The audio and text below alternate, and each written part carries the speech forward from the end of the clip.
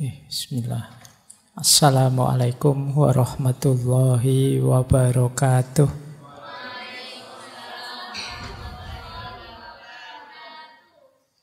Bismillahirrahmanirrahim.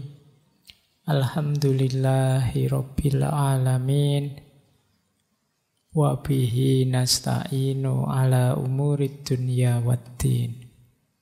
Allahumma sholli wa sallim wa barik ala habibina wa syafi'ina sayyidina wa maulana Muhammadin wa ala alihi wa ashabihi wa man tabi'ahum bi ihsanin ila yaumiddin. Amma ba'du. Bismillah, mari kita lanjutkan ngaji kita. Ini mulainya agak terlambat karena isaknya sekarang agak malam. Jalan-jalan juga sudah mulai padat, orang-orang pada mau rekreasi. Akhir tahun ya. Oke, kita mulai saja. Malam hari ini kita melanjutkan tema muhasabah. Melanjutkan minggu lalu kita membahas istiqomah yang dalam dunia tasawuf kadang dihubungkan dengan karomah. Karomah ini nanti hubungannya dengan anugerah Allah kepada para wali, orang-orang yang dicintainya. Baik, bismillah, langsung saja kita masuk ke materinya. Biar nanti selesainya tidak malam-malam. Ini kan mengikuti prinsipnya teman-teman mahasiswa. Mulai boleh telat, tapi selesainya kan harus on time. Ya. Baik, bismillah. Karomah ini kalau dalam Islam itu salah satu jenis khawarikul ada. Khawarikul ada itu sesuatu yang tidak sama atau berbeda, atau kadang diterjemahkan menyalahi adat. Adat itu yang biasanya yang normal. Khawarikul ada itu dalam bahasa Indonesia kadang diterjemahkan peristiwa yang luar biasa. Jadi bukan peristiwa biasa-biasa saja. Nah, di hampir semua agama ada pandangan tentang peristiwa yang luar biasa ini. Nah, kalau dalam Islam ternyata jenisnya banyak. Ini kan kalau dalam bahasa Inggris kan kadang hanya pakai istilah miracle, mukjizat. Nah, ini bagian dari mukjizat. Kita awali. Ya, padahal mukjizat itu peristiwa luar biasa yang dianugerahkan oleh Allah kepada para nabi. Jadi untuk penguat dakwahnya. Meskipun kalau dalam bahasa Indonesia kata mukjizat ini rasanya umum saja. Ada orang misalnya kecelakaan sedahsyat itu kok selamat, terus beritanya ini di antara sekian orang yang tewas ada satu orang yang mendapat mukjizat sehingga dia masih hidup. Nah, itu kalau tidak hati-hati kamu, wah ini jangan-jangan habis kecelakaan jadi nabi dia. Kok dapat mukjizat? Tapi ya memang bahasa Indonesia secara umum mendefinisikan mukjizat itu pokoknya peristiwa luar biasa, begitu saja. Ya kalau definisi pasnya sebenarnya mukjizat itu hanya untuk nabi. Nah, kalau karomah ini untuk para aulia, orang-orang yang dicintai Allah. Malam hari ini kita membahas karomah ini saja. Mungkin lain waktu kita bahas mukjizat. Nah, ini kalau karomah itu untuk para wali. Masih ada lagi ma'unah. Ma'unah itu untuk kita, orang biasa-biasa. Kadang-kadang kita ngalami juga hal luar biasa. Kayak tadi kecelakaan begitu dahsyatnya tapi masih selamat, masih segar bugar. Itu sebenarnya pasnya ya ma'unah. Jadi peristiwa luar biasa yang diberikan oleh Allah pada orang biasa. Ada lagi nanti namanya irhas. Irhas ini peristiwa luar biasa yang diberikan pada calon nabi. Jadi orang yang nantinya oleh Allah diberi wahyu untuk jadi nabi itu sejak awal, sejak kecil memang dijaga oleh Allah dan terhindar dari bahaya, dilindungi dari berbagai musibah, bencana, dan lain sebagainya. Ini namanya irhas. Seperti Rasulullah itu waktu sebelum beliau mendapat wahyu, misalnya berdagang kemana melalui padang pasir, itu selalu ada awan yang menaungi sehingga tidak panas. Itu namanya irhas. Nah, kayak misalnya malam hari ini kan suasananya agak panas, agak sumuk, tapi mungkin ada kok sendirian, saya seger-seger aja Pak, dingin Pak. Itu mungkin, tapi bukan irhas, kalian bukan calon nabi. Ini namanya ma'unah. Nah, kalau kalian, kita ini orang biasa, namanya ma'unah. 4 yang atas ini positif, luar biasa tapi positif. 3 yang terakhir luar biasa tapi negatif. Ada namanya istidraj. Istidraj itu peristiwa luar biasa yang diberikan oleh Allah pada orang-orang yang negatif. Orang jahat, orang banyak dosa, orang banyak maksiat. Itu kadang oleh Allah diberi juga anugerah-anugerah yang luar biasa. Tapi ini dalam rangka biar dia tidak sadar-sadar, biar nanti menghukumnya mantep. Nah, kayak kalian kalau ada temenmu ngapain, ya wes, terus no, ayo, terus no. Itu kan kamu ancang-ancang, sebentar lagi tak sikat kamu. Nah, itu mirip, istidraj itu begitu. Kamu diusili temenmu terus kamu, ya tunggu aja, ayo wes, terusin, tunggu aja. Ini kan, nah, itu kalau kamu tidak sadar-sadar, padahal ini istidraj, itu pada saatnya ya habis kamu dengan murkanya Allah dan siksanya Allah. Ini namanya istidraj. Jadi maka ya yang untuk kita orang biasa, Pak saya itu padahal sholatnya masih bolong-bolong loh Pak. Tapi kalau saya ngomong itu kok mesti pas ya, mesti cocok ya. Jangan-jangan saya ini calon wali apa-apa ya. Enggak, ya itu mungkin istidraj saja dari Allah. Jadi memang sengaja dibuat begitu biar kamu tidak sadar-sadar. Kalau diingatkan dengan musibah, bencana, mungkin kamu cepat sadar, ya Allah, aku dosa apa, aku kok begini itu. Tapi kalau diberi nikmat terus, nah itu dikasih istidraj oleh Allah. Nah, kamu malah terlena, merasa sudah benar, padahal salah. Nah, ada lagi sihir. Sihir ini perbuatan luar biasa yang dilakukan oleh orang-orang jahat untuk tujuan jahat. Ini sihir. Kalau Imam Ghazali menyebutnya salah satu ilmu yang madhmumah, ilmu yang tercela. Jadi ada ilmu-ilmu yang sebaiknya kita tidak usah mempelajari. Itu namanya sihir. Ada lagi yang terakhir namanya ihanah. Ihanah itu peristiwa luar biasa yang diberikan oleh Allah untuk menghinakan orang ini. Jadi derajatnya malah turun. Luar biasa, tapi luar biasa negatif. Misalnya ada zaman Nabi itu Nabi palsu. Namanya Musailamah. Ada yang membaca nama pasnya sebenarnya Musailimah. Tapi ya, ini pokoknya ini orang ini ngaku Nabi palsu. Satu ketika ada orang buta datang dan dia bilang nanti setelah saya berdoa butamu akan sembuh, kamu bisa melihat. Tapi begitu ini orang ini buta sebelah matanya. Begitu Musailamah berdoa,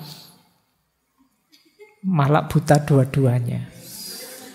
Nah, ini namanya ihana. Jadi oleh Allah ditampakkan kehinaannya. Nah, kamu habis berdoa malah jeblok. Nah, itu ihana. Jadi ini peristiwa luar biasa juga, cuma luar biasa mengenaskan. Jadi tidak selalu kalau istidroj, jadi memang luar biasa positif sebenarnya meskipun untuk orang yang negatif. Tapi kalau ihanah ini luar biasa negatif untuk orang yang negatif. Sama seperti sihir. Sihir itu kontennya negatif, tujuannya negatif, dilakukan oleh orang yang negatif. Jadi 3 yang terakhir ini memang keluar biasaan yang negatif. 4 yang atas ini keluar biasaan yang positif. 3 dari 4 yang atas ini spesial, yang 1 umum, bisa untuk siapa saja. Nah, baik. Ini peristiwa-peristiwa khawarikul adah. Jadi dalam agama diakui memang ada peristiwa luar biasa ini. Baik, kita mulai ya. Malam hari ini kita membahas karomah yang merupakan anugerah Allah untuk para wali.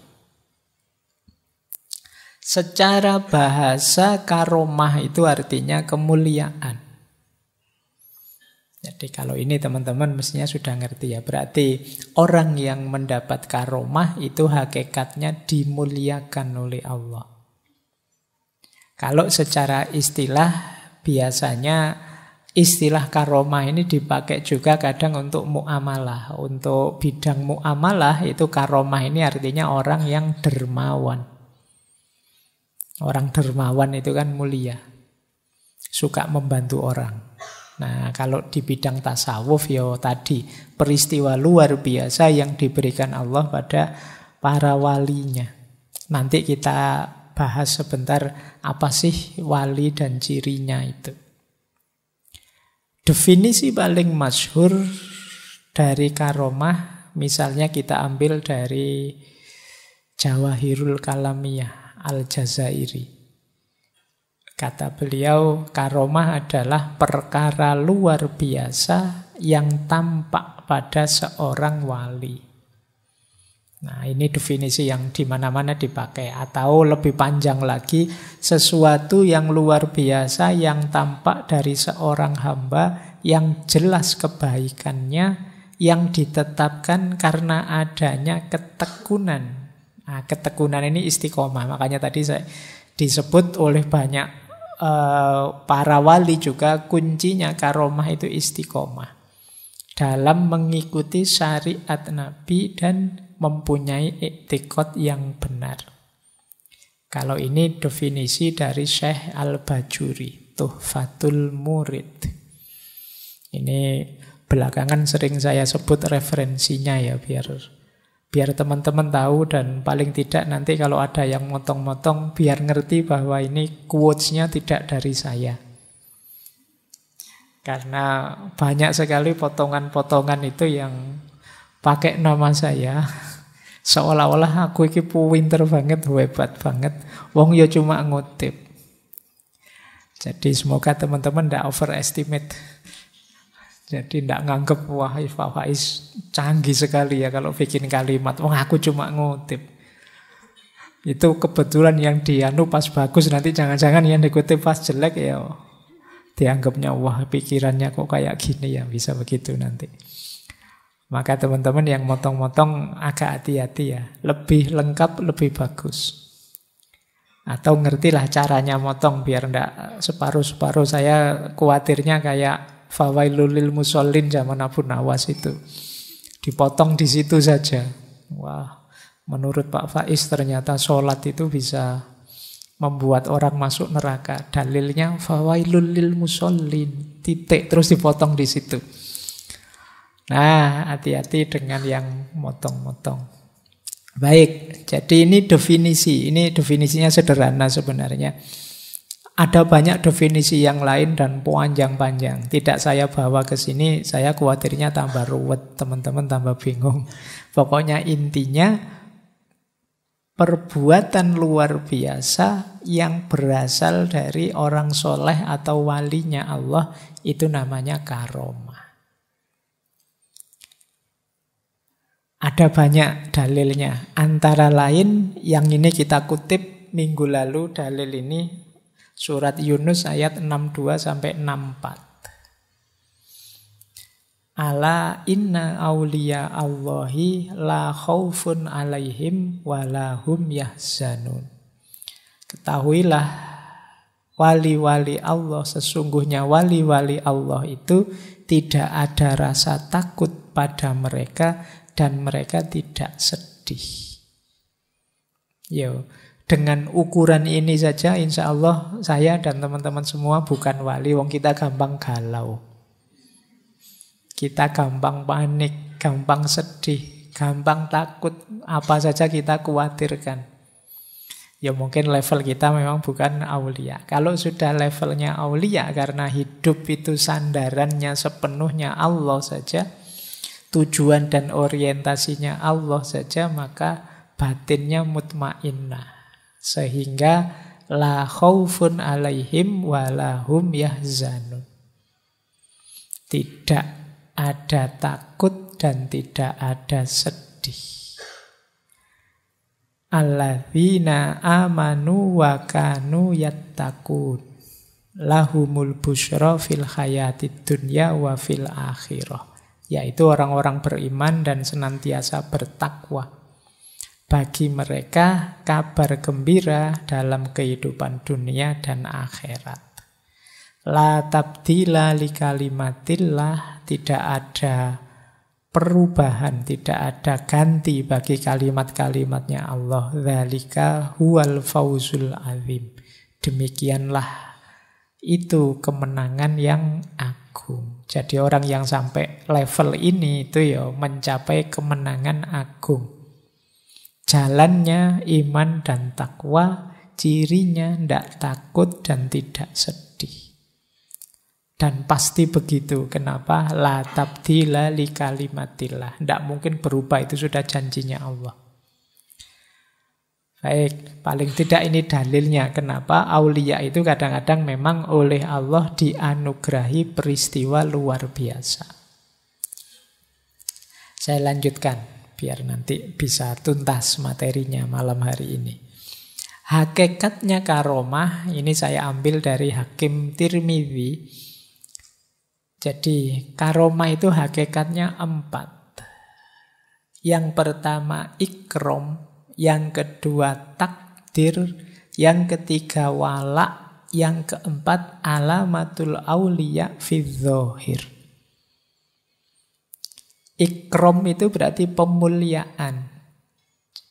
Apa sih Pak tujuannya para wali itu kok diberi karomah? Ikrom, pemuliaan Allah terhadap mereka. Karena kesungguhannya mendekat pada Allah, dimuliakanlah oleh Allah.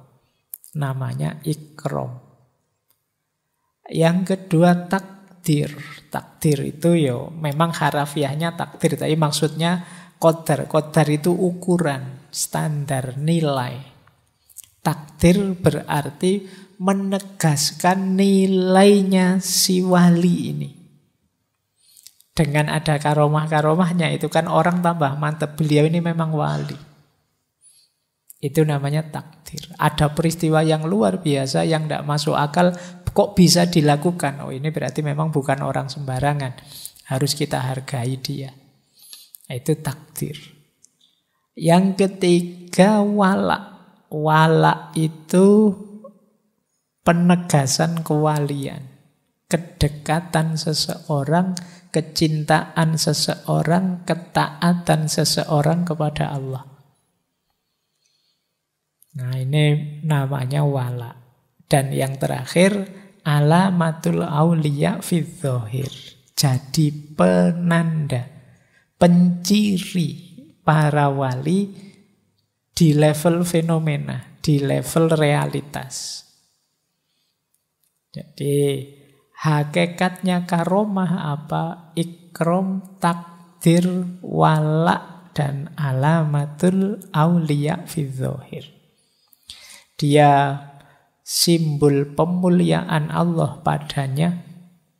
Adanya karomah itu menegaskan nilai ketinggian makomnya, takdir, dan menunjukkan kepatuhannya, loyalitasnya, kedekatannya dengan Allah, wala, dan bagi orang lain itu adalah tanda kewaliannya.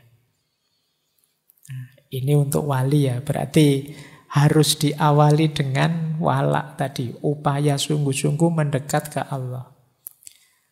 Jadi berarti apa? Tidak ada wali tiban. Kan ada, kalau dukun tiban ada, tiba-tiba bisa menyembuhkan sakti ada. Tapi wali tiban tidak ada. Karena harus ada pendahuluannya, kepatuhan kepada Allah. Mendadak wali tidak ada, mendadak tidak ada. Ada awalan amal solehnya. Baik, jadi ini hakikatnya karomah. Saya lanjutkan. Ini sebelum ke analisisnya. Ada pandangan manusia itu menyikapi kejadian luar biasa terpilah 3. Ada yang ifrat, ada yang tafrid, dan yang ideal itu yang ketiga, yang hikmah. Saya tidak tahu teman-teman ada di posisi mana, karena belakangan banyak yang tidak percaya dengan yang luar biasa, yang gaib-gaib sama sekali. Ada juga yang apa-apa ditafsirkan ke sana. Jadi ada ifrat. Ifrat itu berlebihan. Jadi pokoknya orang bisa melakukan perbuatan luar biasa itu berarti walinya Allah. Kadang agak ngarang-ngarang gimana gitu. Nah ini namanya ifrat, berlebihan. Jadi karena karomah yang dianugerahkan Allah itu ya sifatnya temporer. Suka-suka Allah, prerogatifnya Allah. Kadang-kadang kan di kelompok yang ifrat ini ya segala sesuatu ditafsirkan sebagai bagian dari karomah. Padahal ini hanya untuk para walinya saja. Kadang siapa saja bisa dapat keluar biasaan ini. Ini ifrat. Saya tidak tahu sekarang masih ada apa enggak ya. Zaman saya dulu ada majalah-majalah yang misalnya ilmu karomah yang bisa dipelajari bayar mahar sekian atau kayak gini ada. Ini agak ifrat, berlebihan. Ada juga yang tafrid. Tafrid itu tidak percaya sama sekali. Itu omong kosong saja. Itu khurafat saja. Itu cerita-cerita tidak masuk akal saja. Ya kalau masuk akal namanya tidak luar biasa. Perbuatan luar biasa itu mesti saja tidak masuk akal. Kalau masuk akal ya biasa saja, namanya bukan karomah. Jadi banyak juga yang tafrid hari ini. Misalnya ada kelompok-kelompok misalnya yang madhabnya saintisme misalnya. Apa-apa itu ya melihatnya sisi sainnya saja misalnya. Di luar itu dianggap tidak bermakna, meaningless. Nah ini kelompok tafrid. Karena kalau dalam agama itu kan realitas itu tidak hanya realitas empiris konkret, tapi juga ada realitas metafisik. Tidak hanya alam syahadah, tapi ada juga alam ghaib. Itu kalau dalam agama. Maka pandangan-pandangan tafrid kurang memadai. Ifrat juga tidak memadai. Iya, memang Allah itu menakdir, punya kuasa untuk memberi kemukjizatan, memberi karomah, memberi ma'unah pada hambanya. Meskipun tidak selalu terus-terusan begitu. Orang yang ifrat saja itu mungkin melihat segalanya qadarullah, melupakan bahwa dalam hidup ini ada sunnatullah. Orang ifrat itu nunggu-nunggu karomah terus. Kok tidak belajar mah? Saya tak berdoa saja, siapa tahu Allah menganugerahkan. Mukjizatnya saya tidak pernah kuliah, ternyata lulus cum laude misalnya. Ini ifrat namanya. Kamu nyari mukjizat terus, nyari karomah, nyari maunah terus, mengandalkan qadarullah saja. Nah, kebalikannya yang tafrid. Yang tafrid ya tidak percaya itu semua, pokoknya mengandalkan amalnya saja. Dua-duanya tidak positif. Yang positif apa? Hikmah. Ya hidup ini ada sunnatullahnya, tapi jangan lupa kalau Allah ridho, Allah bisa intervensi dengan qadarullah. Antara lain dalam bentuk karomah atau ma'unah. Ini yang disebut hikmah. Pak yo, kalau mengikuti kemampuan saya, paling saya lulus itu IP-nya ya cukuplah pas-pasan 3. Nah, maka saya serius belajar. Kok dilalah bisa cum laude. Yang di atas 3 itu bagian dari maunahnya Allah. Nah, itu cara menyikapinya begitu. Jadi banyak yang tafrid, banyak yang ifrat. Banyak yang mengeluh, wah orang Indonesia itu isinya suka kelenek-kelenek saja, suka tidak bisa fokus di sains. Ya kemajuan itu ya sains lah. Iya, dalam hidup ini ada sisi saintifiknya. Tapi juga jangan lupa hidup itu tidak se-eksak itu ketika berhubungan dengan manusia. Kadang-kadang kalkulasi-kalkulasi rasional kita bisa meleset. Di situ gunanya hadirnya Allah dengan qadarullahnya. Makanya rukun iman itu yang keempat, ya qada ya qadar. Qada itu nanti berhubungan dengan sunnatullah tadi, mekanisme hukum alam, pola-pola. Kalau yang qadar ini berhubungan dengan intervensinya Allah, prerogatifnya Allah untuk menakdir apa, memutuskan apa untuk kita. Baik, ini untuk bahan renungan teman-teman, selama ini saya ada di mana. Atau jangan-jangan saya tidak pernah mikir gitu-gitu kok Pak. Pokoknya pikiran saya di luar itu. Padahal itu bagian dari keimanan sebenarnya. Yang qada tadi ya. Baik, kita lanjutkan. Nah, ini menarik, ada pertanyaan begini. Kenapa sih kok kita harus mendengar cerita wali-wali, mendengar cerita karomah-karomah, yang kadang-kadang di sini siwa itu cerita-cerita khurafat saja, cerita-cerita ngarang-ngarang saja. Dianggap ngarang karena tidak masuk akal. Padahal saya bilang tadi, mesti tidak masuk akal karena itu kejadian luar biasa. Dan Al-Quran di surat Yusuf menjelaskan laqad kana fi qasasihim ibratun liulil albab. Dalam kisah-kisah luar biasa tentang mukjizat, karomah dan lain sebagainya itu ada ibroh, ada pelajaran bagi orang-orang yang ulul albab. Mata hatinya hidup, tidak sekedar mata pikirannya. Al-Quran itu kan ada ulil absor, ada ulil nuha, ada ulil albab. Yang ulul albab itu lub. Lub itu hati, basirah.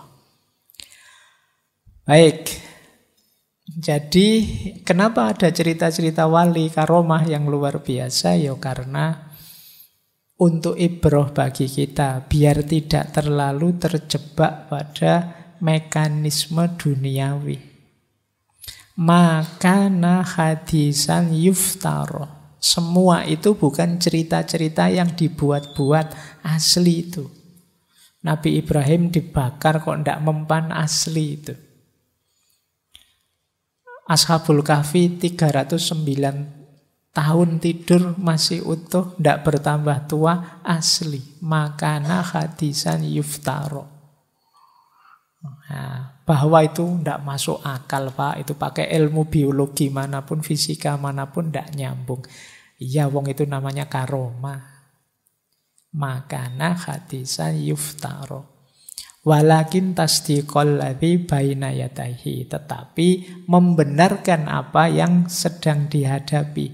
Wa tafsila kulli syai', dan memerinci segala sesuatu. Wa hudan wa rahmatan, dan juga sebagai petunjuk. Wa rahmatan, dan juga sebagai bentuk kasih sayang Allah, rahmatnya Allah, liqaumi yu'minun, bagi orang-orang yang beriman. Jadi kalau ada yang tanya, ngapain sih Pak cerita-cerita yang tidak masuk akal begitu? Iya, tujuannya apa? Untuk menyadarkan kita, jadi pelajaran bagi kita bahwa hidup ini tidak seeksak pikiran kita dan yang tampak di depan mata. Ada banyak yang kadang-kadang tidak terduga. Maka jangan putus asa, juga jangan lalai. Karena kadang-kadang kalau kita menganggap hidup ini hanya sesuai kalkulasi akal kita saja, mungkin hari ini kita harusnya sudah putus asa. Ada banyak sekali masalah dalam hidup ini. Tapi kenapa kita tidak begitu? Kita yakin ada Allah. Kita yakin punya Allah.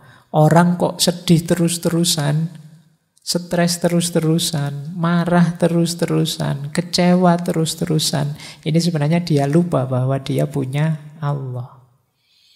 Nah, maka kalian yang sedang galau, tidak move on lama, kamu lupa bahwa ada Allah. Jangan putus asa. Jangan dikira meleset targetmu yang satu terus hidupmu hancur. Kamu bisa bikin target yang baru. Masih ada Allah.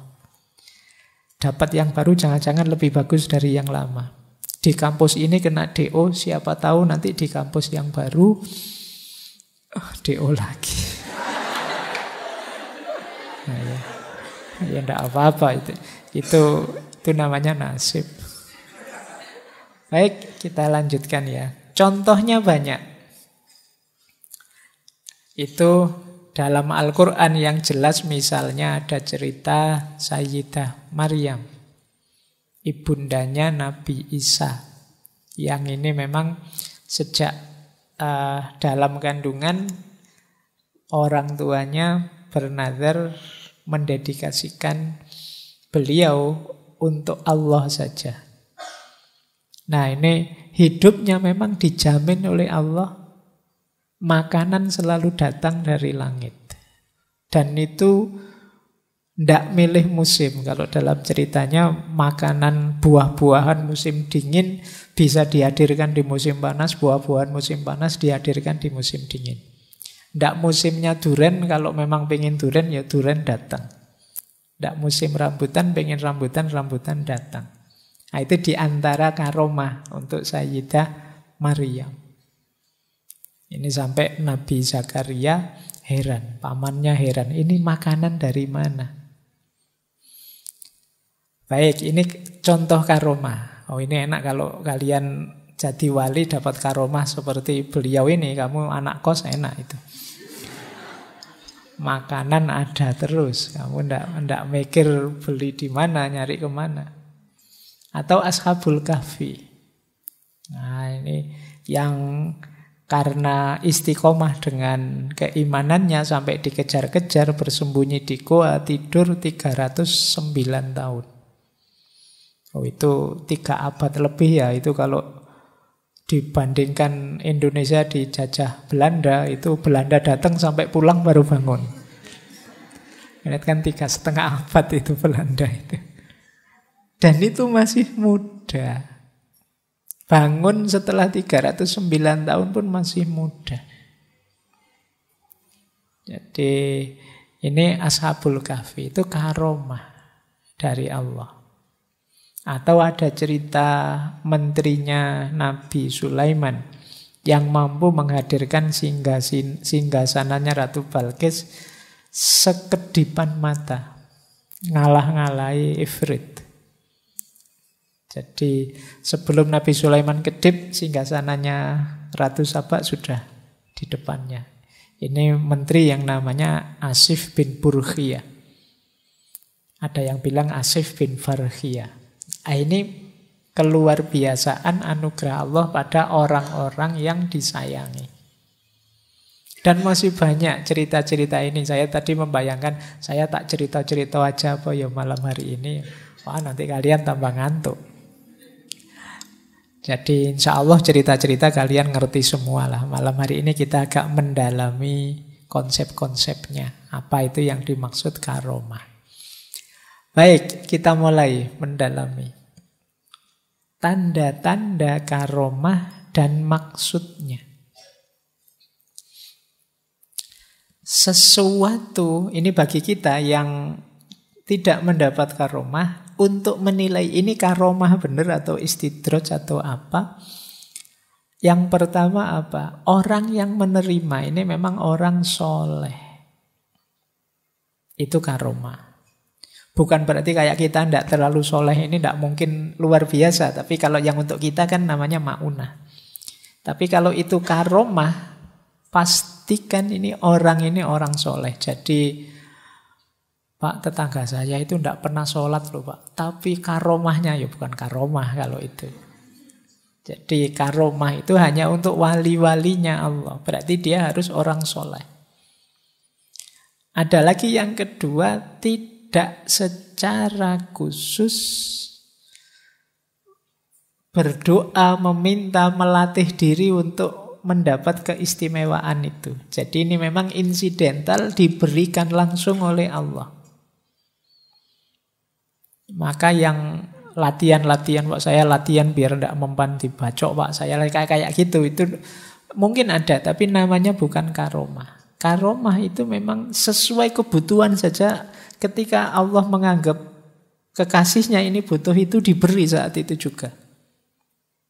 Dan itu nyambung dengan ciri ketiga, tidak bisa dipamerkan, tidak bisa disombongkan. Ya persis seperti ketika Nabi Musa mukjizat tongkatnya dipukulkan laut terus lautnya terbelah. Itu kan insidental, saat itu Nabi Musa diberi petunjuk disuruh mukulkan tongkatnya di laut. Jadi sepenuhnya prerogatifnya Allah, kapan, di mana, seperti apa. Bukan latihan, juga bukan melalui riyadhah lama minta bisa ini ya Allah saya minta bisa melihat yang gaib-gaib ya Allah, bukan itu. Jadi karomah itu sepenuhnya anugerahnya Allah. Jadi ya tongkatnya Nabi Musa tadi setelah dipakai itu terus kamu coba, ayo terbelah. Besok nyoba lagi, ayo buat main-main gitu, tidak bisa dipamerkan. Jadi dia sifatnya insidental, memang anugerah Allah sewaktu-waktu ketika Allah menganggap kekasihnya ini butuh itu diberi. Makanya tidak bisa dipamer-pamerkan. Tidak bisa kok, wah saya wali loh, coba lihat saya bisa jalan di atas air nih. Itu dipamerkan, tidak bisa begitu. Jadi ciri sederhananya orangnya memang soleh, bukan sesuatu yang memang diminta lama atau dilatihkan lama. Dan yang ketiga, tidak dipamer-pamerkan. Ini namanya karomah. Terus maksudnya apa sih? Karomah itu dianugerahkan oleh Allah. Secara umum targetnya 3. Jadi pasti itu tidak sekedar keuntungan atau kesenangan atau senang-senang saja bagi orang yang dicintainya, tapi lebih pada untuk meningkatkan tambah mantap. Tambah Allahu Akbar, betapa Allah itu maha kuasa. Manusia yang secara fisika, matematika tidak mungkin bisa jalan di atas air, ternyata bisa. Orang tambah yakin. Ini target pertama. Jadi hadirnya karomah menambah mantap keimanan seseorang. Yang kedua, hadirnya karomah menambah percayanya orang pada para wali ini. Jadi sehingga ketika para wali ini dakwah lebih mudah diterima. Misalnya Kanjeng Sunan Kalijogo yang bisa bikin tiangnya Masjid Demak hanya dari tatal, yang sampai hari ini itu kan kita bisa melihat masjid semegah sekokoh itu tiangnya hanya dari tumpuan kayu yang dirangkai. Oh, ini kan tidak sembarangan, kok kamu nyoba ya pontang-panting. Ilmu arsitektur yang mana ya kesulitan bikin itu. Ini semacam karomah yang tidak sembarangan orang bisa. Nah, ketika orang ngerti, wah ini berarti beliau memang waliullah. Itu kan ketika mengajak kita, mendakwahi kita, lebih mudah masuk. Jadi ini jadi wasilah, jadi sarana orang tambah percaya. Ya karena masyarakat Jawa cara berpikirnya agak gaib, agak mistik, ya nanti banyak mukjizat karomah-karomahnya para wali itu ya seputar itu.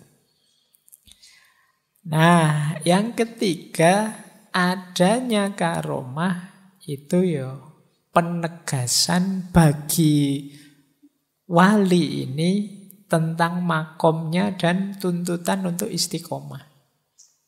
Berarti Allah menerima itu. Kalau dalam dunia tasawuf kan yang dilakukan seorang wali itu dari satu tahap ke tahap lain namanya makomat. Kesungguhan seorang wali mendaki makomat itu nanti disambut oleh Allah dengan namanya akhwal. Nah, karomah ini bagian dari akhwal tadi. Meskipun kalau dalam tasawuf karomah ini kadang-kadang posisinya tidak sekedar anugerah, tapi juga ujian. Jadi kalian diberi karomah, misalnya kalian wali ya, diberi karomah itu bisa dimaknai juga sebagai ujian. Setelah dapat karomah terus apa ayo yang kamu lakukan? Kamu merasa sudah sampai tujuan, selesai, atau tambah istiqomah, atau lebih meningkat lagi istiqomahnya, atau apa? Ini namanya ujian. Kayak kalian lulus kuliah itu loh, sampai di 1 degree misalnya, lulus S1. Itu kan anugerah, tapi kan sekaligus ujian. Setelah lulus terus kalian mau apa terusan? Kemarin statusmu mahasiswa, sekarang naik makom jadi alumni. Saya tidak tahu, jadi alumni itu makomnya naik atau malah turun. Tapi kan ganti makom sekarang. Ini kan semacam ujian. Lah terus apa yang kamu lakukan terusan dengan itu? Nah, makanya kalau dalam ilmu tasawuf itu karomah itu harus hati-hati yang mendapat karomah ini. Karena banyak yang terdistraksi di karomah ini. Begitu dapat karomah terus merasa selesai perjalanannya. Padahal karomah ini bukan akhir perjalanan, masih panjang perjalanan menuju Allah. Baik, jadi itu tanda-tandanya dan maksudnya. Kita lanjutkan. Nanti ada 2 jenis karomah. Yang pertama hissiyah, yang kedua maknawiyah. Hissiyah ini karomah yang sering teman-teman ceritakan karena bisa dilihat. Jadi hissiyah itu misalnya bisa membaca hatinya orang, pikirannya orang. Bisa menyebut nanti akan terjadi apa. Bisa apalah cerita jalan di atas air, bisa ada di mana-mana. Sekarang di sini yang lain, oh saya lupa tadi ketemu Pak Faiz di sana kok sekarang sudah ada di sini. Oh yang di sana ya saya yang lain bagian. Nah ini ada jenis ini namanya hissiyah. Jadi orang bisa mengindranya langsung, melihatnya langsung. Begitu saya ngomong kejadian. Nah, jalan harusnya waktunya lama, misalnya Surabaya Jogja harusnya kalau naik tol 3,5 jam, ini setengah jam sudah sampai. Tadi tidur tidak tahu-tahu sudah nyampe. Nah itu kan hissiyah namanya. Kejadian luar biasa yang sifatnya indrawi. Hissi itu kan indra, panca indra. Nah, jadi ini jenis pertama. Biasanya yang teman-teman kejar itu kan yang ini. Ingin loh Pak, sekali-sekali saya punya kelebihan apa gitu. Bisa membaca pikirannya orang, bisa membaca hatinya orang kan. Ini hisiyah namanya. Saya tidak tahu kalian siap apa enggak. Misalnya kalian punya kemampuan membaca pikiran atau hatinya orang, itu siap enggak kalian? Kayak saya ini misalnya ngadep kalian itu pikiranmu kedengaran semua, jangan-jangan malah stres kamu. Sebanyak ini orang yang sana lihat saya sambil bilang, Pak Faiz itu kalau ngomong-ngomong opo itu ruwet. Kok lama sekali tidak selesai-selesai ngajinya. Wow, kamu mungkin malah terdistraksi jadi tidak fokus. Kamu belum siap. Nah, apalagi kamu bisa berada di banyak tempat sekaligus, wis ndak bayangke. Atau kamu bisa melihat min waroi hijab. Jadi meskipun ada penghalang, bisa tembus melihatnya. Tambah bahaya kalau kamu. Ini karomah hisiyah. Ada yang lebih sejati. Karomah itu namanya karomah maknawiyah. Mungkin kalian tidak terlalu tertarik, tapi justru inilah karomah yang dikejar-kejar oleh wali. Karomah maknawiyah itu adalah karomah yang hanya dirasakan, tidak khisi, orang lain tidak melihat, oleh yang mengalami langsung. Misalnya tambah istiqomah. Misalnya bersihnya hati dari buruk sangka, iri, dengki. Akhlaknya tambah baik. Oleh Allah dianugerahi akhlak mulia sepenuhnya. Ini karomah maknawiyah. Jadi ada dua jenis karomah. Ada hisiyah, ada maknawiyah. Hisiyah oke untuk bukti dan macam-macam tadi. Maknawiyah jauh lebih hakiki. Nanti kita lihat pendapatnya para ulama tentang hisiyah dan maknawiyah ini. Kita lihat yang lebih sejati. Ini saya ambil kalimat dari Syekh Ar-Rondi yang nulis syarahnya kitab Hikam. Kata beliau begini, adapun karomah hisiyah, semisal melipat bumi atau berjalan di atas air, tidak ada artinya sama sekali bagi orang-orang yang sungguh mengerti atau al-muhakkikin. Sebab sesuatu yang luar biasa seperti itu bisa timbul dari orang yang belum sempurna istiqomahnya.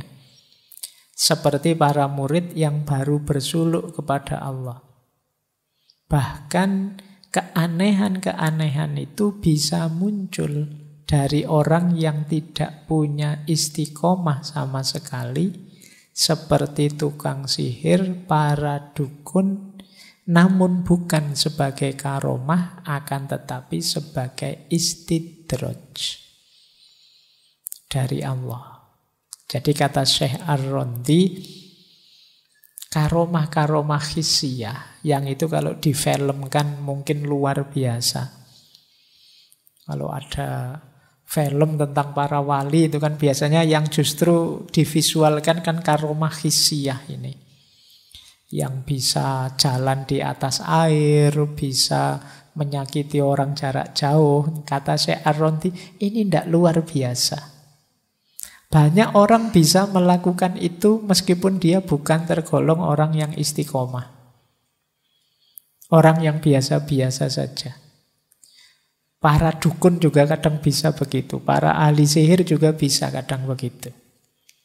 Jadi jangan tertipu, jangan terpesona hanya dari karomah hisiyah. Ya memang luar biasa. Mungkin kalau difilmkan bisa masuk kategori Marvel Universe itu. Bisa jalan di atas air lah, bisa melihat kemana, bisa. Wah itu X-Men itu. Tapi itu enggak luar biasa. Jadi dia masih belum yang sejati. Karena bahkan tukang-tukang sihir pun bisa. Nah, ada lagi cerita dari Syekh Abu Yazid Bustami tentang ini. Satu ketika beliau ditanya tentang seseorang, karena ada orang yang melihat ada orang yang bisa berjalan dari Baghdad ke Mekah dalam sehari. Zaman itu ya, kalau zaman itu luar biasa. Kalau zaman sekarang ya naik pesawat sederhana sekali bisa. Tapi ini jalan loh, dari Baghdad ke Mekah sehari. Terus Abu Yazid menjawab, setan pun bisa jalan dari ujung timur bumi sampai ujung barat hanya dalam sekejap. Tetapi ia tetap dalam laknatnya Allah. Jadi tidak ukuran karomah hissiyah itu. Karomah hissiyah itu mungkin salah satu tanda kewalian, tapi dia tidak hakiki. Yang lebih hakiki karomah maknawiyah. Nah, ini pandangannya Syekh Ar-Rondi di Syarah Hikam, Ghaisul Mawahib Al-Aliyah fi Syarhil Hikam Al-Ato'iyah.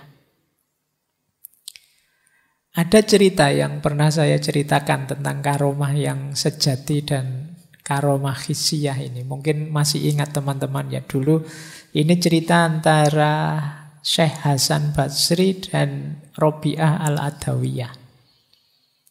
Jadi satu ketika Hasan Basri ini melihat Robi'ah sedang ada di pinggir sungai. Wah, terus Syekh Hasan Basri melemparkan sajadahnya ke atas sungai. Ayo Robi'ah, sholat jamaah yuk. Jadi sajadahnya dilempar di atas air. Wah, ini semacam mameri Robi'ah. Ayo levelnya tinggi mana kewaliannya. Mungkin ngono karepe.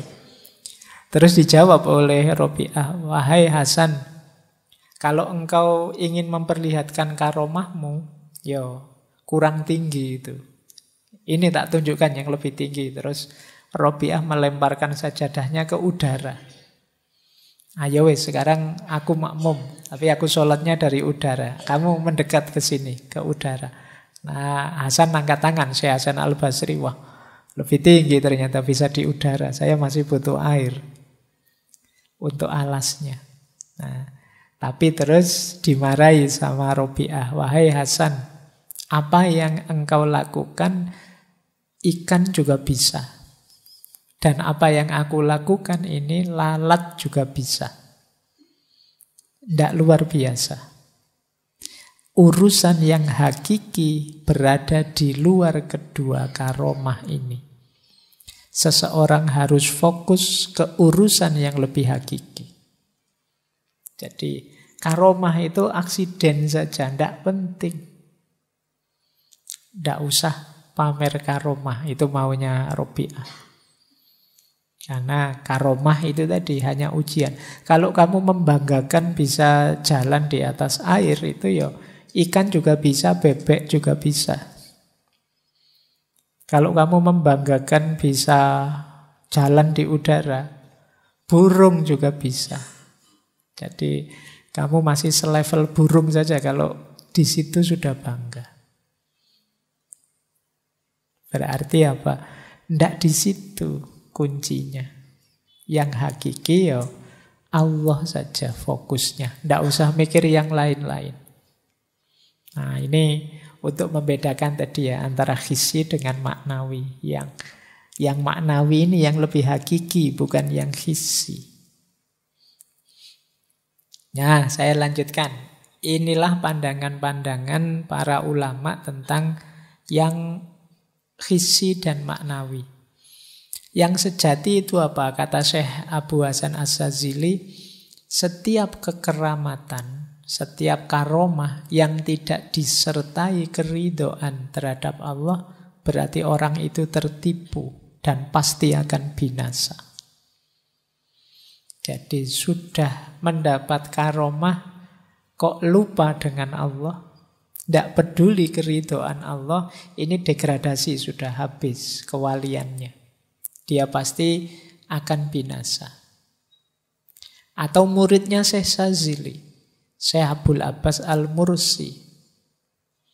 Kata beliau, bukanlah karomah itu bagi orang yang bisa melipat dunia. sehingga dalam 1 detik bisa sampai Mekah dan negara lain. Tetapi kebesaran itu ialah orang yang dilipatkan baginya hawa nafsunya, sehingga dia langsung dekat dengan Tuhannya, di sisi Tuhannya. Jadi kata Syekh Mursi, kalau ada cerita-cerita, wah beliau ini loh walinya Allah luar biasa, sholat Jumatnya saja di Mekah dan lain sebagainya. Ya itu karomah, tapi bukan itu intinya. Karomah yang sejati itu yang terlipat bukan jaraknya, tapi nafsunya. Sehingga ketika nafsu ini terlipat, akhirnya dia tambah dekat pada Allah. Jadi kuncinya dengan karomah itu harusnya orang tambah dekat dengan Allah. Jadi dengan keluar biasaan anugerah Allah itu ya harusnya tambah dekat, bukan tambah jauh. Nah, maka kata Syekh Sahal Al-Tustari, sebesar-besar karomah adalah berubahnya akhlak yang jelek menjadi akhlak yang baik. Nah, maka teman-teman kalau ingin menemukan karomah yang paling dahsyat ya dari akhlak buruk menjadi akhlak yang mulia, itulah karomah. Makanya istilahnya akhlakul karimah. Akhlak yang mulia. Nah, di bagian lain Syekh Sahal bilang begini, kamu jangan heran kalau melihat orang yang tidak punya apa-apa di sakunya, tetapi ketika ia ingin sesuatu, dimasukkan tangannya dalam sakunya dan mendapat apa yang dia inginkan. Biasa kalau cuma kayak gitu. Tapi kamu boleh heran pada orang yang menaruh sesuatu di sakunya. Tetapi ketika ia ingin sesuatu itu, dimasukkan tangannya dalam saku dan tidak ada apa-apa di dalamnya. Tapi dia tidak berubah imannya kepada Allah. Jadi kan ada orang itu mungkin sakti atau memang karomah dari Allah. Kantong tidak ada apa-apa, dikeluarkan segala sesuatu yang dibutuhkan. Dulu mungkin ada kasus yang dari balik punggung uangnya keluar semua. Meskipun terus akhirnya masalah kan. Jadi itu jangan diherani yang kayak gitu. Jangan takjub dengan itu. Saku kosong tiba-tiba banyak uangnya, itu tidak menakjubkan. Yang menakjubkan itu saku banyak uangnya, kamu sering sedekah sehingga pas kamu sendiri butuh, tidak ada isinya. Itu pun kamu tetap imanmu, syukurmu pada Allah tidak berubah. Ini yang hebat, kata Syekh Tustari. Nah, sayangnya kita ngertinya ini sekarang ya. Kok coba kemarin pas kasus-kasus penggandaan uang dan lain sebagainya itu teman-teman ngerti ini, mungkin nggak banyak yang tertipu. Kita sering tertipu kalau ada kantong kosong tiba-tiba isi. Uang digandakan ya kita, wah takjubnya luar biasa. Itu tidak mengagumkan, kata Syekh Tustari. Yang mengagumkan adalah kantong yang semula isi, pas kita butuhkan malah kosong. Karena kita mungkin rajin sedekah, kita dermawan. Itu pun kosong, kita juga tidak meratap, tidak nangis. Kita tetap beriman, tetap bersyukur pada Allah. Inilah tanda bahwa kita sedang dapat karomah yang sejati. Karomah yang maknawi tadi. Tidak yang hissi. Oke, terus. Nah, sekarang kita buka sebentar Syekh Ibnu Athaillah As-Sakandari, kitab Hikam. Karomah itu memang kadang diberikan pada yang masih belum istiqomah. Kata beliau, rubbama ruzikol karomata man lam takmullahul istiqomah. Terkadang Allah memberikan karomah pada orang yang belum sempurna istiqomahnya. Ini tadi yang disebut ujian tadi. Maka hati-hati. Misalnya teman-teman baru saja ingin dekat dengan Allah, baru sadar. Ya baru minggu lalu saja rajin tahajud, tiba-tiba kok terus jadi sekti misalnya. Omonganmu kok terus wujud, kabul. Jangan berhenti. Pak, saya itu baru tahajud seminggu loh Pak. Ternyata yang saya omongkan terbukti semua Pak. Wah berarti luar biasa saya. Makomku sudah tinggi berarti sekarang. Nah ini yang meleset. Ya memang kadang-kadang Allah memberikan itu sebagai ujian. Jadi kalau diuji dengan kesulitan kan mungkin kamu waspada. Tapi diuji dengan anugerah mungkin kamu lupa. Jadi kamu merasa tinggi, kamu merasa sudah sampai. Padahal belum apa-apa. Padahal saya tidak berdoa apa-apa loh Pak. Ternyata diluluskan saya ujiannya. Ranking 1 lagi. Teman saya yang puasa Senin Kemis tahajud ya malah rankingnya di bawah saya. Berarti mungkin makom saya memang lebih tinggi loh Pak. Kamu nyari-nyari kelebihan. Mungkin karena jangan-jangan saya ini meskipun ibadahnya tidak bagus, mungkin hati saya jangan-jangan ikhlas ya Pak. Atau kamu nyari kebaikanmu sendiri. Padahal belum. Anugerah yang diberikan oleh Allah itu mungkin hanya ujian dari Allah. Kalau kamu diberi enak, masih ingat Allah enggak?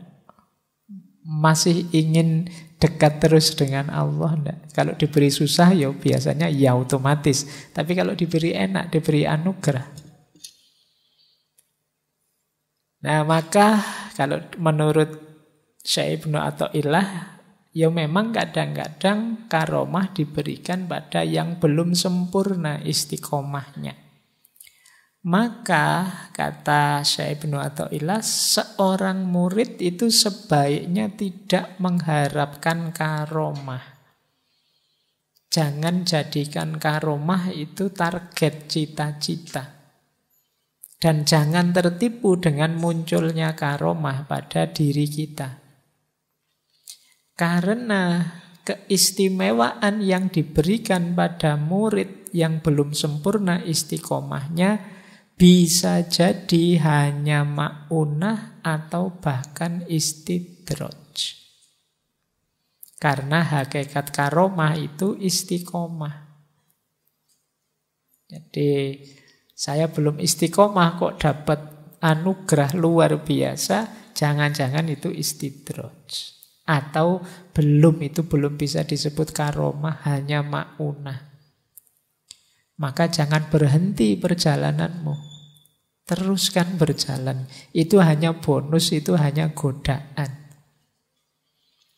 Kalau teman-teman mencermati cerita-cerita wayangnya para wali, itu ketika tokoh-tokoh wayang ini misalnya Arjuna atau Pandhawa sedang mencari ilmu, tirakatan, semedi di mana, itu selalu godaannya enak-enak. Tidak ada kok godaan gak enak. Ditemuin bidadari, ditawari kekayaan, yang gini-gini godaannya. Nah ini karomah itu posisinya bisa semacam ini. Jadi bisa menggoda kita. Itu persis seperti Syekh Abdul Qadir Jailani yang mungkin minggu lalu saya ceritakan, yang ketika sedang asik sholat tahajud tiba-tiba mendengar suara, "Wahai Abdul Qadir, kamu sudah tamat, sudah tuntas ibadahmu. Kamu sekarang boleh, tidak perlu sholat lagi, jangan melakukan ibadah lagi, sudah selesai." Nah, untungnya Syekh Abdul Qadir Jailani memang fokusnya hanya Allah saja. Diperintahkan tidak ibadah itu kan sama saja disuruh menjauh dari Allah. Sehingga pasti dia tidak mau. Jadi ini rumus pertama bagi teman-teman yang sedang melakukan perjalanan dekat dengan Allah. Kalau di awal-awal sudah merasa dapat banyak sekali anugerah yang luar biasa, Pak saya baru saja mengistiqomahi puasa Senin Kemis, belum 1 bulan. Ternyata saya dapat rezeki yang luar biasa. Nah itu hati-hati, jangan tertipu di situ. Jangan-jangan itu bagian dari ujian, peringatan dari Allah untuk melanjutkan perjalanan. Tidak mandek di situ saja. Baik. Terus saya lanjutkan ya. Ini yang kedua pandangan juga dari kitab Hikam. Idza ra'aita abdan aqamahullahu ta'ala biwujudil aurati wa adamahu 'alaiha ma'atulil amsati fala tastakironna manahahu maulahu li'annaka lam taro alaihi siyamal arifin wala bahjatal muhibbin falaula waridun makana wirdun. Jadi ini kebalikannya yang tadi kalau ini. Kalau tadi kan masih awal kok diberi karomah yang luar biasa. Kalau ini sudah melakukan perjalanan sangat jauh, masih belum diberi karomah apa-apa oleh Allah. Jika engkau melihat seseorang yang ditetapkan oleh Allah dalam menjaga wiridnya, menjaga wirid berarti menjaga kedekatannya, kecintaannya kepada Allah, dan sampai lama tidak juga menerima karunia keistimewaan dari Allah. Ini dalam tasawuf kadang disebut warid. Jadi wirid itu gandengnya warid. Orang yang mengistiqomahkan wirid akan mendapat warid. Warid itu ya karomah yang dari Allah. Maka jangan engkau rendahkan pemberian Tuhan kepadanya. Karena belum terlihat padanya tanda orang arif atau keindahan orang yang cinta pada Allah. Sebab sekiranya tidak ada warid, maka tidak mungkin ada wirid. Jadi penjelasannya begini loh. Kok kita melihat ada orang yang ibadahnya tekun, orang ini soleh, tapi kok tidak keluar-keluar karomahnya? Biasa-biasa saja, tidak ada yang luar biasa dari dirinya. Jangan kesusu kamu rendahkan orang ini. Belum wali itu Pak, belum kelihatan karomahnya. Kalau lewat di air ya masih tenggelam dia, kelelep masih belum wali, masih belum bisa jalan di atas udara, masih pokoknya gitu. Tidak, kata saya Ibnu Athaillah, lu jangan kesusu divonis bahwa pasti dia bukan walinya Allah. Hanya karena kita belum melihat gejala dia mendapat karomah. Jadi kalimat yang terakhir itu falaulal warid, kalau bukan warid maka tidak mungkin ada wirid. Maksudnya apa? Justru karunia Allah, karomahnya Allah yang diberikan padanya, ya keistiqomahannya melakukan wirid itu. Jadi kalian melihatnya salah. Kalian nunggu-nunggu karomah yang hissiyah. Padahal karomah yang sejati justru keistiqomahannya, kesolehannya yang istiqomah tadi loh. Dia tidak menunjukkan kejadian yang luar biasa, tapi keistiqomahannya melakukan ibadah, melakukan wirid, itu justru waridnya. Jadi jangan dianggap sederhana. Orang istiqomah itu, ya itu karomahnya. Jadi kalau kalian ingin punya karomah, latihanlah istiqomah. Begitu kamu mengistiqomahi sesuatu, disitulah karomahmu dapat. Jadi ini rumus kedua dari Syekh Ibnu Athaillah. Jadi ada kalanya murid itu baru di perjalanan awal sudah dapat banyak karomah luar biasa. Hati-hati karena bisa jadi ini ujian. Ada kalanya sudah ibadah lama, sudah melakukan wirid, dekat dengan Allah dan lain sebagainya. Kok tidak keluar gejala karomah yang luar biasa, jangan kesusu dia direndahkan. Justru karomahnya terletak pada istiqomahnya. Ya. Jadi pokoknya rumusnya jangan suka merendahkan orang, itu saja sudah bagus. Kalau kata Syekh Abdul Qadir Jailani kan begitu, ketemu siapa saja tolong jangan direndahkan. Kalau kalian ketemu orang yang lebih tua, anggaplah dia amal ibadahnya sudah banyak. Tidak pantas kita rendahkan, umurnya lebih banyak kan mestinya amalnya jauh lebih banyak.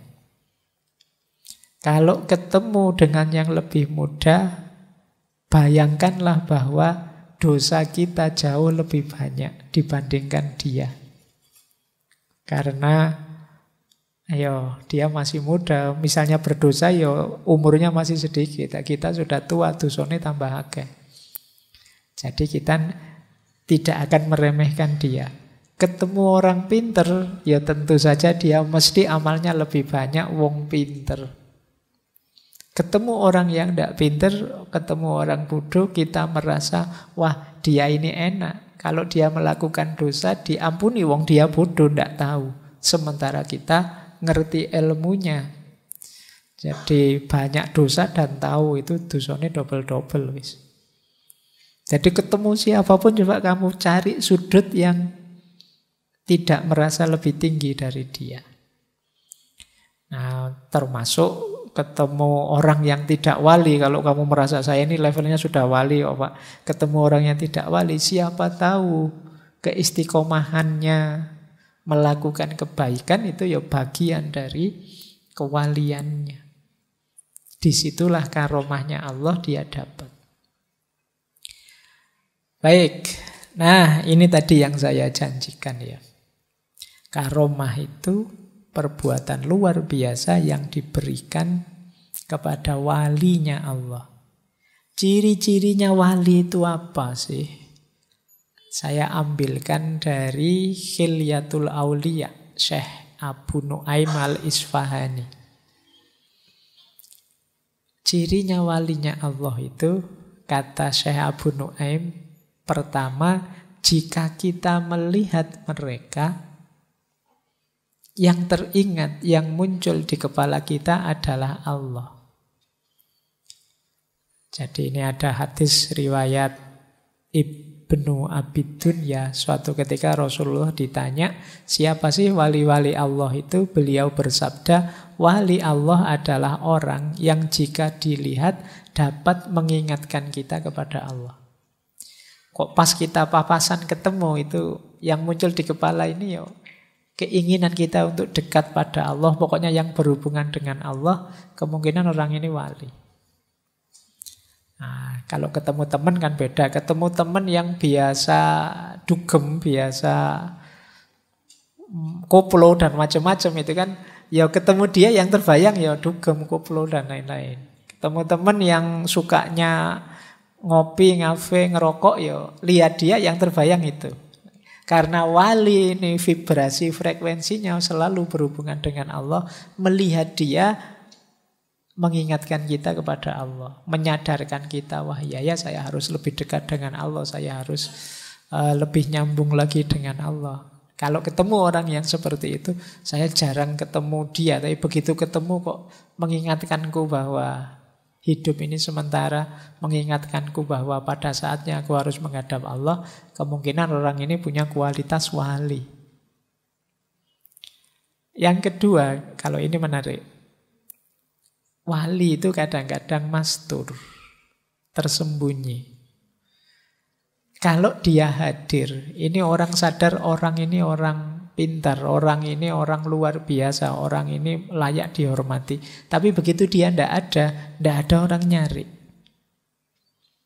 Nah ini ciri-cirinya wali yang mastur. Jadi ada hadisnya, itu riwayat Nasa'i.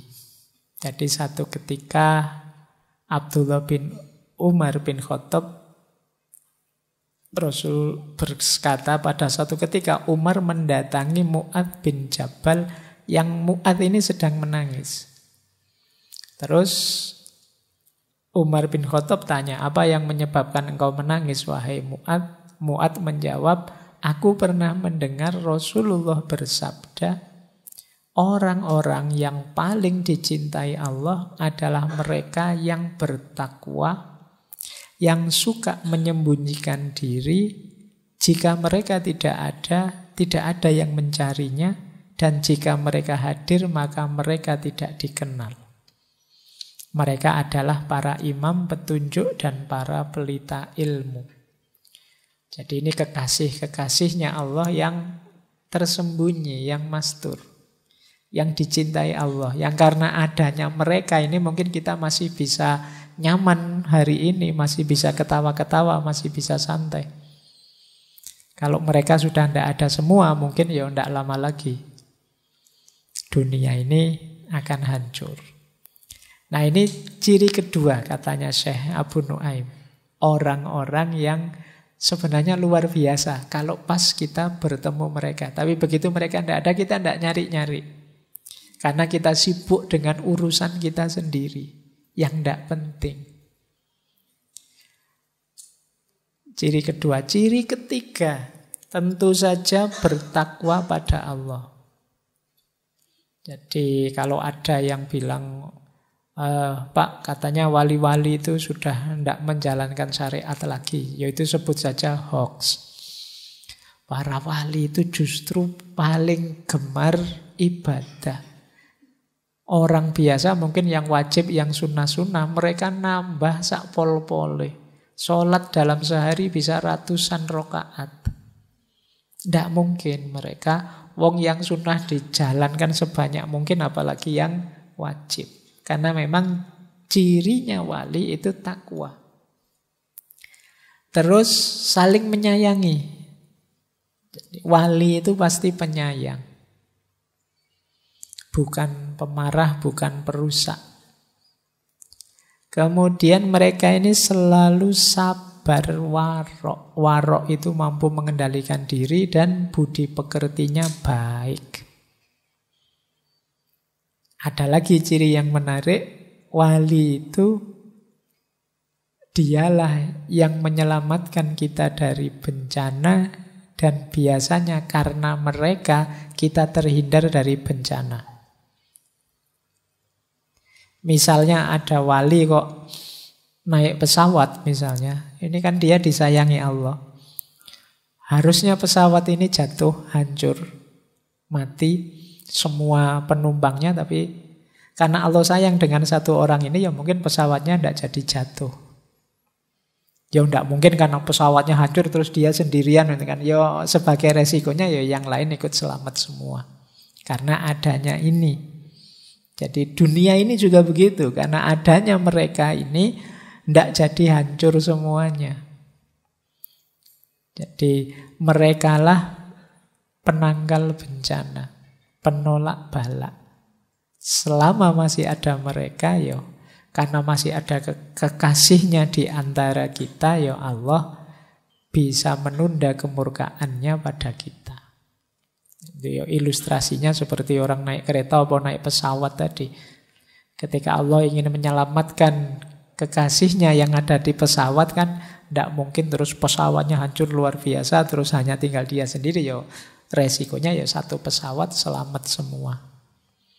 Nah ini kata Syekh Abu Nuaim, mereka ini menghindarkan dari bencana. Terus hatinya selalu terkait kepada Allah. Kalau ini pasti ya. Kedekatan, keterkaitan pada Allah. Kalau malam mereka bangun, bermunajat. Ada banyak sekali cerita-cerita tentang sufi, profesinya apapun, aktivitasnya apapun, bisa dipastikan kalau malam sibuk berdua dengan Allah. Ini para sufi. Ya kayak kalian kalau malam kan mesti bangun, tapi kan tidak berhubungan dengan Allah. Bangun ya ngopi lah, nonton bal-balan lah, apalah. Tapi para sufi itu malam pasti bangun, bisa dipastikan. Karena memang dia ingin berdua saja dengan Allah. Bandingkan dengan kita. Karena hati kita tidak terikat dengan Allah, malam bangun pun kita tidak ingin menyapa Allah. Ada enggak di sini yang Saya tidak bisa tidur Pak tadi malam. Sampai subuh saya cuma kedap-kedip melek saja di atas kasur. Mbok kamu sholat kayak ngaji kayak atau apa kayak. Ya enggak, ya pokoknya kedap-kedip aja sampai subuh. Padahal sudah melek itu. Kalau ketiduran sih mending, itu sudah melek. Itu pun kamu tidak ingat untuk asik bersama Allah. Kalau mereka para wali ini ya memang kecintaannya Allah. Jadi nyari momen untuk bisa berdua. Kalau sudah cinta itu kan ya waktu asik akan dimanfaatkan sepenuhnya. Berdua dengan yang dicintai. Terus ya suka menangis saat mengingat Allah. Jadi ketika ingat betapa selama ini mungkin aku banyak melalaikan amanatmu ya Allah, betapa aku masih asyik dengan dosa dan maksiatku ya Allah, betapa dan seterusnya. Biasanya nangis, masih mudah menangis. Berbahagialah kalau teman-teman ada yang masih mudah menangis saat ingat Allah. Paling enggak masih ada bakat untuk jadi wali lah. Ya, kadang-kadang kan ada yang ingat Allah jadinya malah sembrono. Kamu apa ndak ingat Allah? Tenang aja, Allah itu maha penyayang kok, maha pengampun kok. Jadi ingat Pak saya Allah, tapi yo akhirnya terus jadi malah santai, menyepelekan, sembrono. Kalau para wali ingat Allah itu pinginnya menangis, merasa bahwa masih belum apa-apa dibandingkan anugerah nikmat yang diberikan oleh Allah pada kita. Baik, terus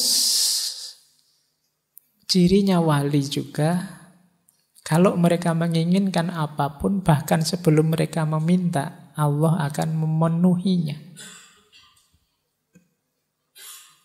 Bahkan yang terakhir kata Syekh Abu Nuaim, keyakinan mereka dapat menggoncangkan gunung. Ini ada hadisnya. Jadi satu ketika Abdullah bin Mas'ud ini membaca firman Allah. Ini ayat yang sering saya kutip. Afa hasibtum annama kholaqnakum abasa. Pada orang yang sedang pingsan. Begitu dibacakan ayat ini, orang ini langsung bangun. Terus Rasulullah tanya, apa yang engkau baca di telinga orang itu?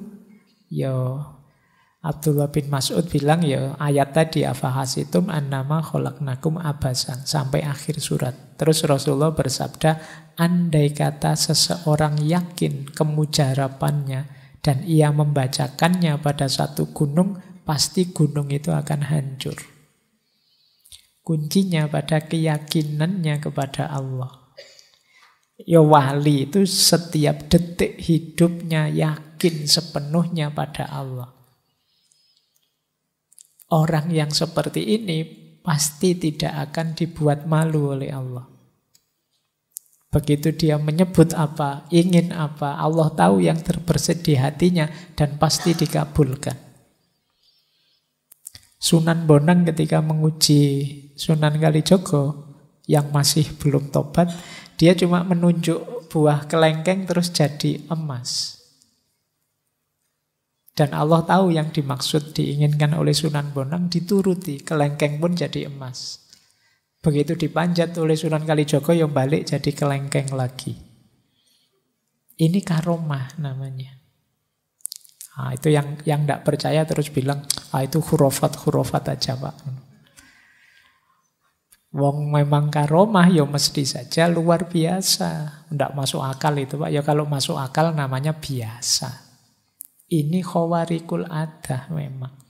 Dengan kejadian luar biasa itu kan terus Sunan Kalijogo, Raden Said jadi tobat. Baik, jadi ini karomahnya para wali. Jadi mereka ini yang terbersit di pikiran ya otomatis terwujud. Karena sangat dekat dan sangat cintanya pada Allah. Keinginan yang dicintai itu kan pasti dikabulkan. Kalau kalian punya pasangan yang sangat kalian cintai, itu kan dia minta apapun, kadang-kadang dia belum bilang, kamu penuhi dulu, kamu tahu keinginannya apa. Itu kita yang terbatas. Loh, yang mencintai kita itu, kalau para wali kan Allah yang maha kuasa, maha segalanya, tak terbatas. Jadi begitu menginginkan, ya saat itu juga terwujud. Nah, ini tanda-tanda wali Allah, kata Syekh Abu Nuaim. Ya meskipun mereka punya ciri begini, ndak kok terus ugal-ugalan nyoba. Wah, saya pengen ini Pak, tiba-tiba ding datang. Saya pengen ini. Ya ndak begitu. Kamu membayangkannya kayak lampu Aladin gitu nanti. Ndak. Justru yang paling mereka inginkan, membuat mereka bahagia adalah kedekatan dengan Allah. Baik, kita lanjutkan. Nah, sekarang kita lihat ada beberapa jenis karomah. Saya awali ya. Karomah anggota badan. Ini di Futuhat. Kalau teman-teman cek di Futuhat ada anggota badan kita. Kalau kita istiqomahi dalam ketaatan kepada Allah, akan memunculkan karomahnya sendiri. Mata kita itu kalau konsisten takwa, menjalankan perintahnya, menjauhi larangannya, dia akan mulia, dapat karomah. Kata Ibnu Arabi, dia bisa melihat jarak jauh, melihat di balik tirai. Rasanya jauh tapi ada di depan mata. Bisa melihat juga alam rohani. Ini mata yang terlatih dalam ketaatan, terjauhkan dari maksiat. Ya kalau kalian mau, boleh kalian mulai sekarang, Pak, saya ingin memberi karomah pada mataku. Nah, itu akan ketemu karomahnya. Atau kayak itu kalau di wayang itu kan ada istrinya Destarastra, itu Raja Hastina itu yang ditutup matanya dan akhirnya punya karomah luar biasa dari mata yang ditutup itu. Jadi anggota tubuh kita manapun yang kita istiqomahkan untuk dekat pada Allah akan keluar karomahnya, kata Ibnu Arabi. Telinga juga begitu. Telinga itu kalau kita istiqomahkan mendengar yang taat-taat dan tidak usah mendengar yang maksiat-maksiat, akan dapat mudah mendapat hidayah pemahaman dari Allah. Kenapa sih kok saya belajar tidak masuk-masuk Pak, sulit paham? Kemungkinan telinga kita sering mendengar yang tidak penting, sering mendengar yang tidak beres, tidak jelas, mungkin juga yang maksiat. Mata kita mungkin juga begitu, Pak. Mata saya kok ndak sakti-sakti, Pak. Ayo kamu tontonannya HP, bukaannya gitu-gitu terus. Kalau keluar, kalau padahal sudah enak-enak, ndak ada apa-apa, yuk kalian keluar yuk cuci mata. Ayo, cuci matamu kan yuk melihat yang begitu-begitu. Yuk ndak dapat karomah. Lisan juga begitu. Kata Ibnu Arabi, lisan kita kalau terlatih taat, dia dapat berbicara dengan alam. Kita bisa berkomunikasi dengan sekeliling kita. Tidak hanya manusia. Termasuk alam yang lebih tinggi. Termasuk kita mampu menceritakan yang gaib yang akan terjadi. Tangan juga begitu. Tangan ini kalau kita latih untuk kebaikan saja, maka dia misalnya kata Ibnu Arabi bisa mengeluarkan cahaya. Banyak cerita di pertempuran umat Islam zaman dulu itu beberapa hanya menaburkan pasir ke arah musuh dan musuhnya tunggang langgang. Lari ya, bukan malah datang ngamuk. Kalau kalian kan kebalikannya, kamu nabur pasir dikejar-kejar dipukuli kamu. Ndak karomah wong kita ya. Jadi bahkan ada wali-wali tertentu itu kalau tangannya melambai ke udara terus dibuka ada emasnya, ada peraknya. Ini karomah.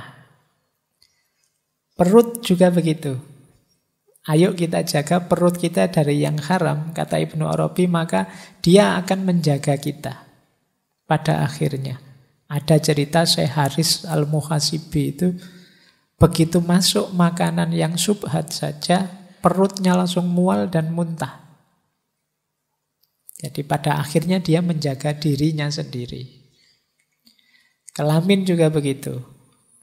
Jagalah dari yang tidak beres-beres, tidak penting-penting, yang tidak halal-halal, akan ketemu rahasia kesehatan, rahasia kematian, bahkan kita akan punya kemampuan, kata Syekh Ibnu Arabi, menyembuhkan orang sakit. Kaki juga begitu. Yang tadi melipat bumi, jalan di atas air, jalan di udara, bisa kita dapat. Puncaknya di kolbu. Kolbu kita akan bisa menangkap rahasia ilahiyah, rahasia ketuhanan yang namanya ma'rifat. Oke, ini satu contoh ya, ilustrasi bagaimana karomah hadir karena ketaatan. Ada lagi karomah ilmu. Ada banyak cerita-cerita tentang karomah ketika orang menuntut jalan ilmu. Imam Syafi'i misalnya, bagaimana ada cerita satu malam bisa menyelesaikan 72 masalah. Atau Syekh Nawawi Al-Bantani ketika beliau menulis Marokil Ubudiyah, itu karena beliau dalam perjalanan idenya muncul, gagasannya muncul, tidak ada lampu. Maka beliau berdoa, ya Allah, beri aku lampu, dan tangan beliau bercahaya jadi lampu. Ini karomah-karomah orang yang belajar. Imam Syafi'i yang beliau usianya 50-an bisa menulis karya sampai 200-an. Ini karomah. Kalian membayangkan nulis buku sebanyak itu bagaimana ya? Imam Jalaluddin As-Suyuti itu bahkan ada yang bilang karya beliau itu jumlahnya sampai 600-an lebih. Ada orang bisa nulis sampai 600. Zaman itu tidak ada laptop, tidak ada Google untuk di copy paste. Itu cara nulisnya bagaimana bisa sampai 600 buku. Ini bagian dari karomah. Sampai beliau digelari Ibnul Kutub, anaknya kitab. Bahkan ada cerita beliau ini lahirnya saja di perpustakaan. Iya, dan memang mungkin dapat barokahnya buku-buku perpus itu.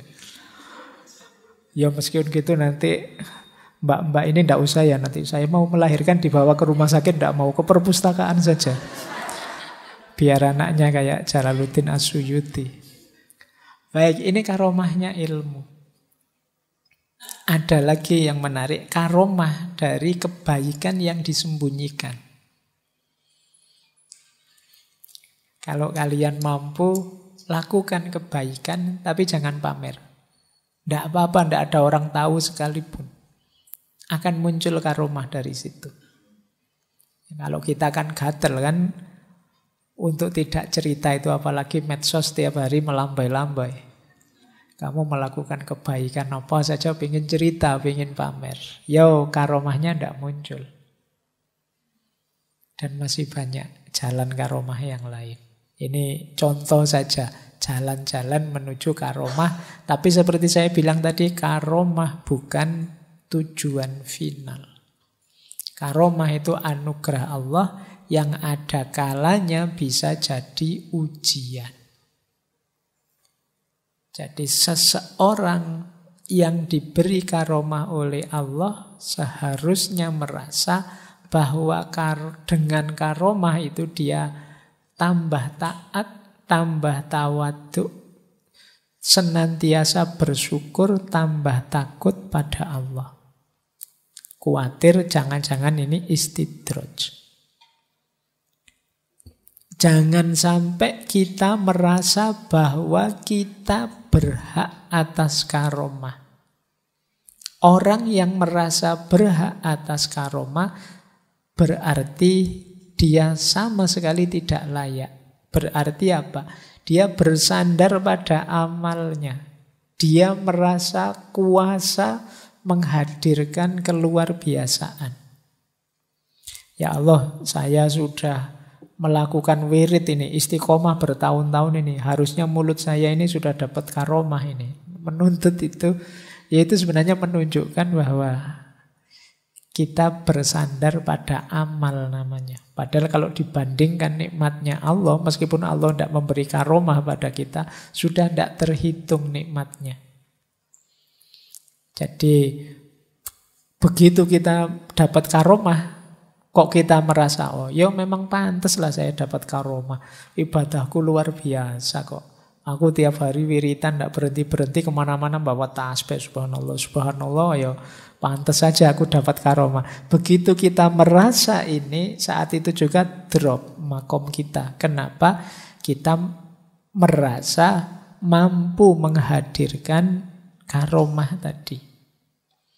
Kalau bahasa tasawufnya kita bersandar pada amal, mengandalkan amal kita. Jadi berarti apa? Karomah itu hadir sepenuhnya prerogatifnya Allah. Jadi tidak sama sekali tergantung pada banyaknya amal kita. Meskipun banyaknya amal itu jadi jalan ridhonya Allah, yang antara lain bisa menghadirkan karomah. Jangan seperti iblis.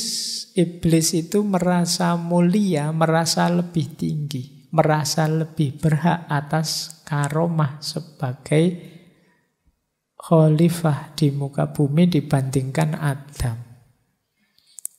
Nah, ini gayanya iblis. Maka jangan kita aku sendiri, kita dagu sendiri bahwa yang layak dapat karomah itu aku. Makomku sudah tinggi, maka harusnya aku yang dapat karomah ini. Tidak. Jadi kemuliaan itu sepenuhnya haknya Allah. Yang bisa kita lakukan ya memberikan yang terbaik yang kita mampu untuk kita tambah dekat kepada Allah. Itulah hakikatnya karomah. Terakhir, sehubungan dengan tema kita bulan ini muhasabah, maka pelajaran dari karomah sebenarnya ayo kita muhasabahi selama ini seperti apa respon kita, sikap kita tatkala kita mendapat anugerah dari Allah.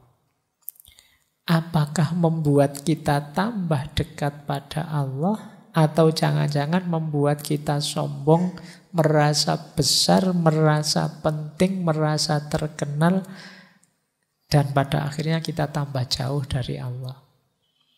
Setiap kita pasti sudah dapat anugerah itu dari Allah, entah di skala yang luar biasa namanya karomah, atau di level biasa-biasa saja yang kita nikmati dalam keseharian.